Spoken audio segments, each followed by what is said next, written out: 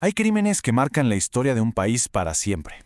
Y pocos, poquísimos, lo han hecho de una forma tan profunda en México como el asesinato de Luis Donaldo Colosio. Fue sin duda un evento que sacudió a toda la nación y que, décadas después, sigue lleno de preguntas sin respuesta.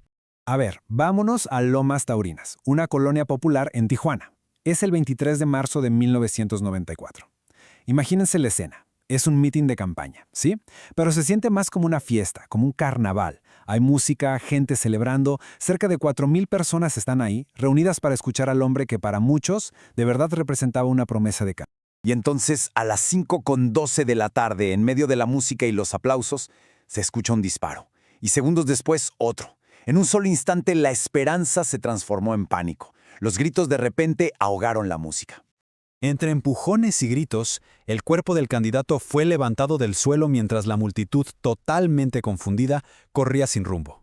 La noticia corrió como pólvora por todo México, un país que simple y sencillamente no estaba preparado para el golpe que acababa de recibir.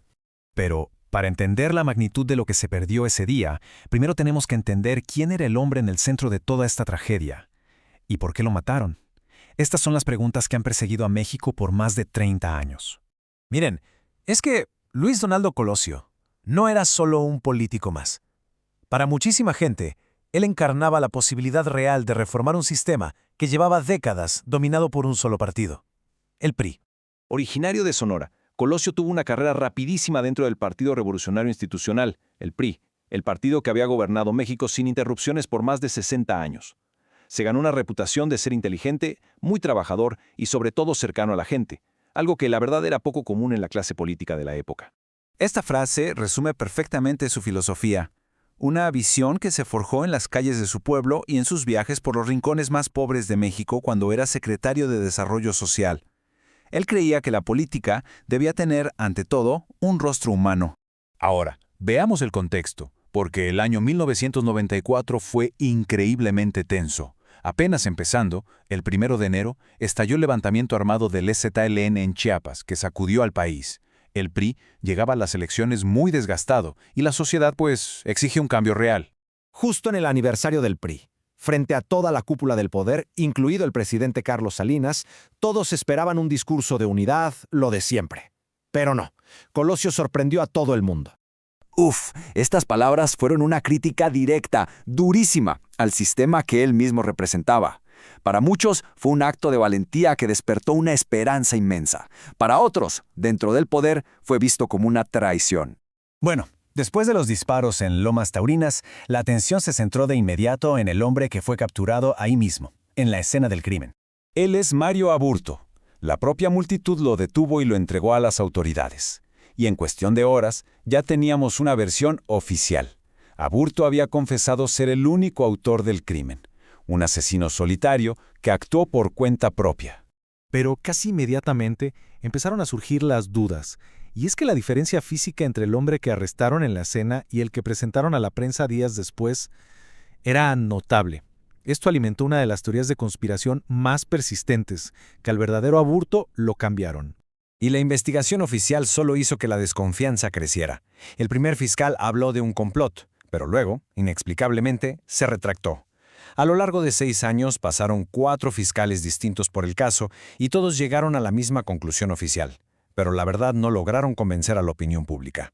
Esa sensación de que había algo más, de que la verdad se estaba ocultando, dio pie a muchísimas teorías alternativas que, perduran hasta el día de hoy. Y esta es la pregunta del millón, la que ha resonado en México durante décadas. Si Aburto no actuó solo, entonces ¿quién estaba detrás del crimen? Lo que tienen en común las 3 grandes teorías es que todas apuntan hacia arriba, a los círculos más altos del poder. Ya sea un complot del gobierno, una guerra sucia dentro del mismo PRI o una ejecución del narcotráfico, todas sugieren que la muerte de Colosio fue todo menos un acto aislado. Y para empeorar las cosas, el ambiente se puso todavía más denso. 6 meses después del asesinato de Colosio, otra figura clave del PRI que también buscaba reformar el partido, José Francisco Ruiz Massieu, fue asesinado. Esto, por supuesto, reforzó la idea de que se estaba librando una batalla por el poder brutal dentro del propio sistema. El asesinato de Colosio no solo eliminó a un candidato, cambió por completo el destino político de México y dejó una herida que honestamente nunca ha cerrado del todo.